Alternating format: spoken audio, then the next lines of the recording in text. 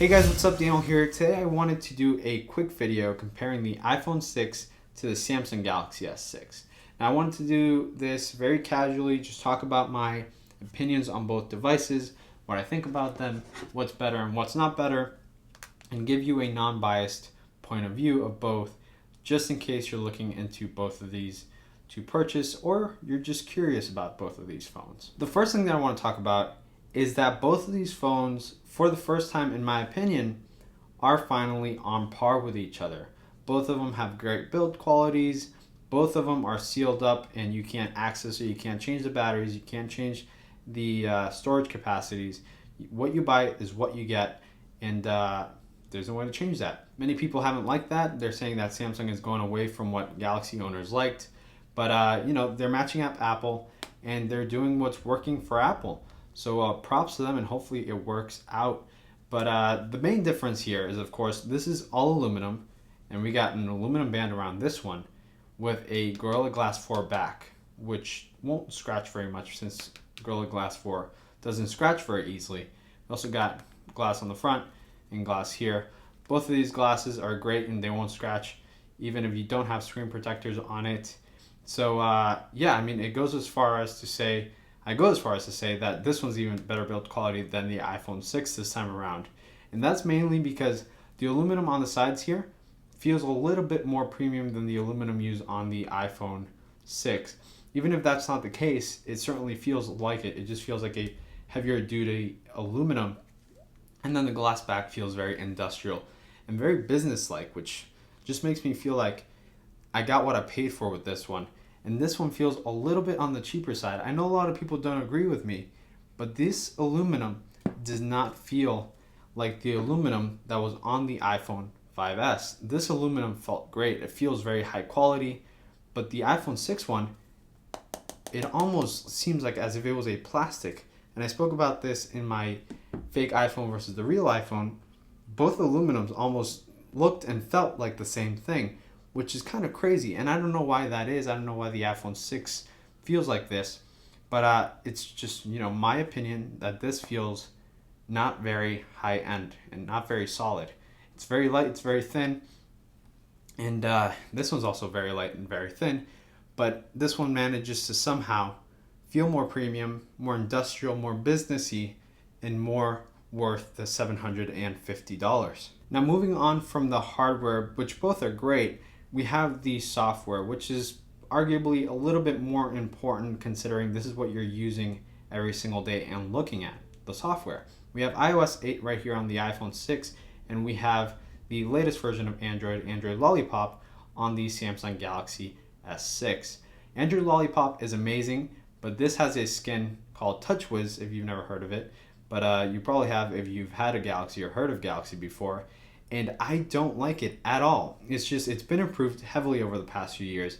It's taking more and more cues from stock Android, but it still manages to somehow not be on par with stock Android. It just has icons that I don't like. I feel it's a bit like just full of things that I don't need. It's a little bit just scattered all over the place. Whereas on the iPhone, you know what you're getting. It's just a simple row of icons. You can't change anything. Apple has preset it like that unless you jailbreak it. And, I usually just prefer this. I don't like messing around with it too much. But if you like the customization aspect, you always want to go with an Android device. You can change the themes, you can change the launchers, you can change the icons. Any aspect of the phone you can pretty much change without having to actually root it or, jailbreak it in the case of an iPhone. And that's a great thing. But one of the things about the software is the app stores. We have Google Play on here, and then we got the App Store over here. Both of them have been doing a really good job of outing apps all the time. They're not like Windows Phone, which doesn't get very many apps. But Apple's always had a leg up on the App Store front, and that's mainly because they were one of the first big app stores. And, they kind of introduced apps and made them what they are today. And they're always getting new apps. They're always getting the exclusives, and that's mainly due to the amount of money Apple has, but also developers want to get in on the iOS software because they feel like they can reach more people. On here, you got HBO Now, which just came out. You have Periscope, which is still iOS only. developers don't really tend to go and develop an app thinking, hey, we're going to go and build an app for Android first, then if we have time, we'll build it for iPhone as well. No, they usually tend to go for iPhone first, get a lot of buzz on there, like Periscope or Vine and things like that. And then once they have enough buzz, people are saying, hey, why aren't you making it for Android? Why aren't you making it for Android? Then it finally comes out for Android. It's all over Engadget and The Verge, and then people download it on Android. If it would have been the other way around, it would not have worked out as well. And that's one of the things why you keep getting new apps on the iOS App Store and not that many new apps on the Google Play Store. Now, it goes without saying that you can find pretty much any important app on Android as you can on the iPhone. You know, you got Twitter, you got Instagram, you got Facebook, all the important apps, any social network, anything like that. And most of the famous apps today are on both platforms and on many platforms. So most likely, if you're not like me that has, you know, a tons of pages of apps with different of the latest games and things like that, you're going to find every single app on the S5 or the S6, and you're going to find every single app from the S6 on the iPhone 6, depending on whatever you go to choose. So, you know, just keep that in mind. You can definitely replace your phone that you have right now to any of these phones. You'll have the exact same features, but, you know, different features depending on what software you go with. One of the biggest deciding factors on phones today are the cameras and the camera quality, because you want to take pictures for Instagram, you want to take selfies, etc., etc. So we have a 60 megapixel right here on the Samsung, and we have an 8 megapixel on the iPhone. Based on megapixels, you would think the S6 is much better, but Apple has proven that 8 megapixels is enough to make the pictures you take good. And you know, we've had 8 megapixels on an iPhone for years now, and you know, other companies are taking out 40 megapixels and things, and they still haven't really been able to match Apple's quality of pictures, and that's just mainly due to aperture, software, and everything working together to take a good enough picture. Now, I tested both of these out, and I can tell you straight out, the better camera in most occasions is going to be probably the S6, although they're very close.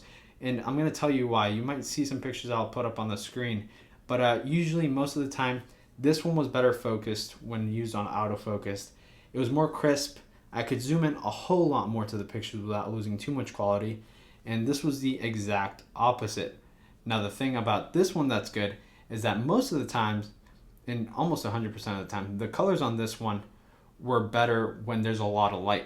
When there's a lot of light, this one right here, for some reason, tends to oversaturate the pictures and, you know, add too much green or add too much red. And that can, of course, be fixed in post, but if you're going to post for Instagram or anything like that, you might get the better picture most of the time with the iPhone 6. And, you know, but if you're going to edit and post-process and things like that, you'll probably get a better picture to use with the S6. So the S6 is more like a real camera, while the iPhone 6 is more of a good portable camera. But both have its pros, both have its cons, and you can't really choose either of these phones based on the camera. They're both great. They'll both be great in different occasions. So depending on which phone you go with, they will both have a great camera. So no need to worry there. This one has Ultra HD recording, which is amazing, and this one just has 1080p, but the colors on this one are amazing as well. This one will perform best under good lighting and usually better than this one, but under bad lighting, this one's going to perform better, and this one just does really bad. The iPhone 6 is pretty bad under average lighting, especially at night. Yeah, that pretty much settles the camera thing. Both pretty much the exact same thing. Different goods and bads, just how the same thing with the hardware and the same thing with other parts of the software. And that's why I'm saying that both of these phones, for the first time ever, are on par, and you cannot go wrong what phone you choose this time around. You know, if you don't care about Apple or Samsung, then either way you're going to be good. If you have MacBooks, if you want an iWatch, you're obviously going to have to get this one right here, the iPhone.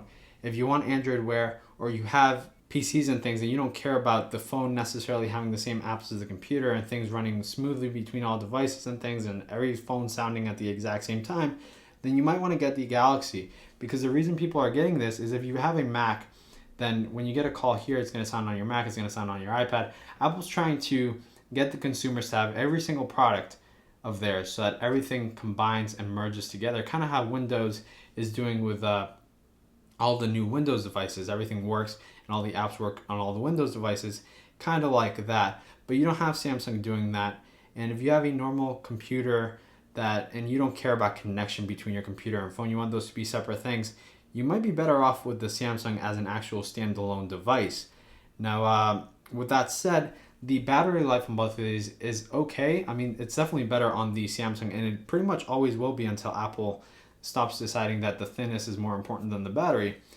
But this one's not as great as I thought it would be. It's not better than the iPhone 6 Plus. Definitely better than this one right here.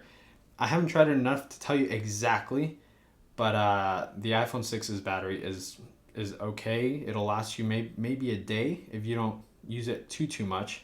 This one will definitely last you a day, but even if you start watching like 4 movies or something like that, both of these devices won't really give you the movie experience for watching 4 movies and still having some left over to respond to emails, make calls, and things like that.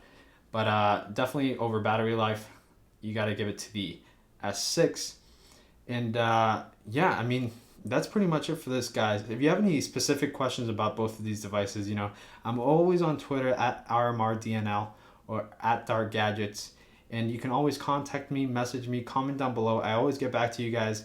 I never ignore your messages. If I take too long to respond, it's because something's going on. And I've just been off for a few days. But aside from that, that's the Samsung Galaxy S6 and the iPhone 6. Whichever you choose, you can't go wrong this year. Both of these devices are great.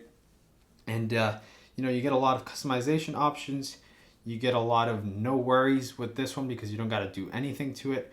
And this one, you don't got to do anything to it either, but you can if you want.